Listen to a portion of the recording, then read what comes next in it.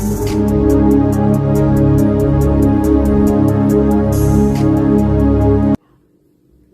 ప్రభువును మన రక్షకుడు అయిన యేసుక్రీస్తు ప్రభు అత్యున్నతమైన నామమున, అతి శ్రేష్టమైన నామమున అందరికి వందనాలు, దేవునికి స్తోత్రాలు. ప్రాణప్రియుడు, మన రక్షకుడు, మన దేవుడు రాత్రి సమయంలో మంచి నిద్రనిచ్చి ఎందరికో లేని గొప్ప భాగ్యాన్ని దేవుడు మనకు అనుగ్రహించినందుకై సమస్త మహిమ, ఘనత, ప్రభావములు యేసుక్రీస్తు ప్రభువుకే చెల్లునుగాక. ఆ దేవుడు మనకిస్తున్న ఊపిరే గొప్ప బహుమానం.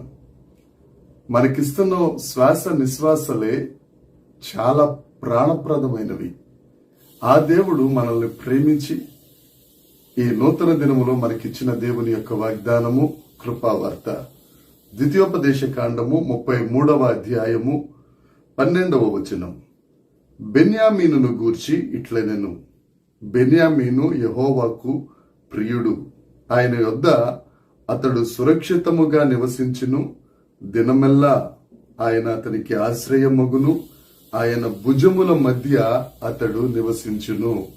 దేవునికి స్తోత్రం కలుగునుగాక, దేవునికి మహిమ కలుగునుగాక. ప్రభువునందు అత్యంత ప్రాణప్రియమైన దైవ జనాంగమా, ఈ నూతన దినములో దేవుడు మనకు అనుగ్రహించిన గొప్ప వాగ్దానం, ఆయన భుజముల మధ్యన మనల్ని నివసింపచేసే గొప్ప దేవుడు మన దేవుడు. దేవునికి స్తోత్రం. ఈ ద్వితీయోపదేశ కాండంలో మోషే గారు మరొక్కసారి అక్కడున్న ఇజ్రాయేలీలందరికీ దేవుని యొక్క ధర్మశాస్త్రము గురించి, అరణ్య ప్రయాణము గురించి తెలియచేస్తూ ఈ 33వ అధ్యాయంలో ఇజ్రాయేలీలందరి కొరకు దేవుడు తన ఆత్మచేత ప్రేరేపించగా పలికిన వాక్కులు మనం చదువుకున్నాం. ఈ 33వ అధ్యాయంలో మోషే గారు రూబేనును, యూదాను, లేవీని ఆశీర్వదిస్తూ అలాగే బెన్యామీనును గురించి కూడా ఆశీర్వచనాలు పలికారు. మోషే దైవజనుడు, మోషే ప్రవక్త, మోషే దేవుని ఆత్మ చేత నడిపించబడేవాడు. ఆ మోషే దేవుని నామమున పలికిన ఆశ్చర్యకరమైన, ఆశీర్వాదకరమైన వచనాలు ఈ 33వ అధ్యాయంలో ఉంటాయి. బెన్యామీనును గూర్చి మోషే చెబుతూ యెహోవాకు ప్రియుడు, దేవునికి స్తోత్రం. అయితే యాకోబు 12 మంది కుమారులలో ఈ బెన్యామీను రాహేలు గారికి పుట్టిన కుమారుడు.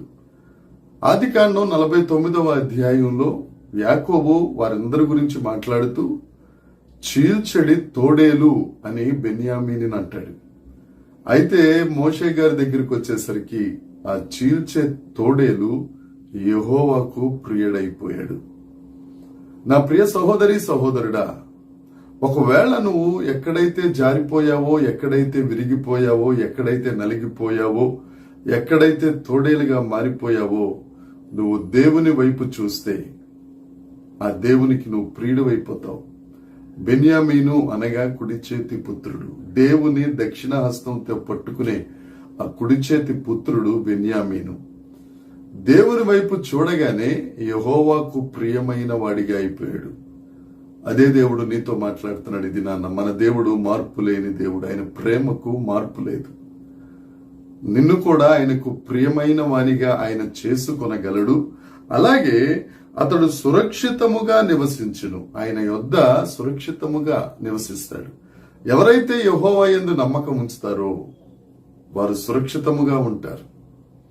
నువ్వు యెహోవాను, యేసుక్రీస్తు ప్రభువుని నమ్ముకుంటే దేవుడు నిన్ను సురక్షితంగా నివసింపచేస్తాడు, నిన్ను ప్రియంగా చూసుకుంటాడు. అంతేకాదు ఆయన అతనికి ఆశ్రయమగును, ఆయన భుజముల మధ్యన నివసించును.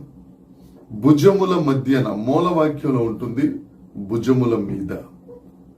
నిన్ను దేవునికి ప్రియంగా చేసుకుని నువ్వు ఆయన యందు నమ్మకం ఉంచిన ఎడల నిన్ను సురక్షితంగా ఉంచి నీకు ఆశ్రయముగా, ఎందుకంటే యెహోవా నామము బలమైన దుర్గం, నీతిమంతులు అందులోనికి వెళ్లి సురక్షితంగా ఉంటారు.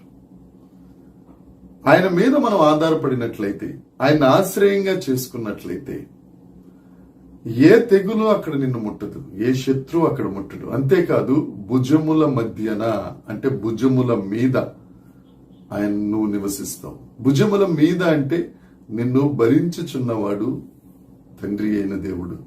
నీ భారమును భరించుచున్నవాడు, నీ ఇబ్బందులను, నీ రోగములను, నీ రకరకాల పరిస్థితులన్నిటినీ భరించేవాడు ఆయన. నిన్ను భరిస్తున్నాడు ఆయన. నా ప్రియ సహోదరి సహోదరుడా, నాకెవరు లేరండి, నాకేం లేదండి, రకరకాల మాటలు మాట్లాడద్దు. నిన్ను భరించుచున్న దేవుడు ఒకడున్నాడు, నీకు ఆశ్రయమైన దేవుడు ఒకడున్నారు. ఆయన నిన్ను సురక్షితంగా ఉంచుతారు. నువ్వు ఆయనకు ప్రియుడవు. నీ కొరకు ఆయన ప్రాణం పెట్టాడు. ఆయన ఆఖరి రక్తపు బొట్టు వరకు నీ కొరకు రక్తం చెందించిన దేవుడు ఆయన. ఆ దేవుణ్ణి నమ్ముకున్నట్టయితే నువ్వు సురక్షితంగా ఉంటావు, నిన్ను ఆయన ఆశ్రయంగా ఉంటారు. అంతేకాదు, ఆయన భుజముల మీద ముదిమి వచ్చు వరకు నీ తల వెంట్రుకలు నెరసిపోయినా గాని ఆయన భుజముల మీద నిన్ను మోసే దేవుడండి. దేవునికి స్తోత్రం. ఎవరు మోస్తారు నిన్ను? ఎవరు మోస్తారు? నీకేదన్నా రోగం అది కొద్దిగా దీర్ఘకాలం ఉంది అని అంటే నిన్ను పక్కన పెట్టే జనాంగమే మనం చూస్తాం.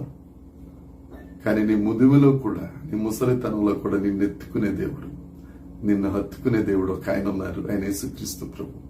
దేని కొరకు చింతిస్తున్నావు? దేని కొరకు బాధపడుతున్నావు? దేని కొరకు నిస్సత్తువుగా ఉన్నావు? దేవుని బట్టి ధైర్యం తెచ్చుకో. చీల్చెడి తోడేలను యెహోవాకు ప్రియంగా చేసిన దేవుడు తప్పక నిన్ను కూడా ఆయనకు ప్రియంగా చేయబోతున్నారు. స్తోత్రం చెల్లించు. ఈ వాగ్దానాన్ని బట్టి ధైర్యం తెచ్చుకో. దేవుడు నీకు తోడుగా ఉండును గాక. ప్రార్థన చేసుకున్నాం.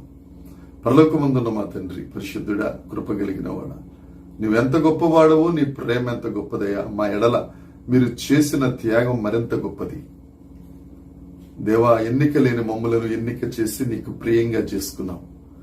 మీరు మాకు ఆశ్రయముగా ఉండి మమ్మల్ని సురక్షితముగా బ్రతుకున్నట్లు చేస్తున్నారు తండ్రి. అంతేకాదు, మా భారము భరిస్తూ నీ భుజముల మీద మోస్తూ మమ్మలను విజయోత్సాహముతో ఊరేగించుచున్నవాడా, నీకు స్తోత్రం. ఈ వాక్యం వింటున్న ప్రతి ఒక్కరిని మీరు ఆశీర్వదించి వారి భారములన్నిటి నుంచి విడుదల దయచేసి అనేకులకు ఆశీర్వాదకరంగా చేయమని, మహిమ పొందుమని యేసుక్రీస్తు నామమున ప్రార్థించడిగి వేడుకొనుచున్నాము తండ్రి. ఆమేన్. దేవుని కృప మనందరికీ తోడై ఉండును గాక. ఆమేన్, ఆమేన్, ఆమేన్.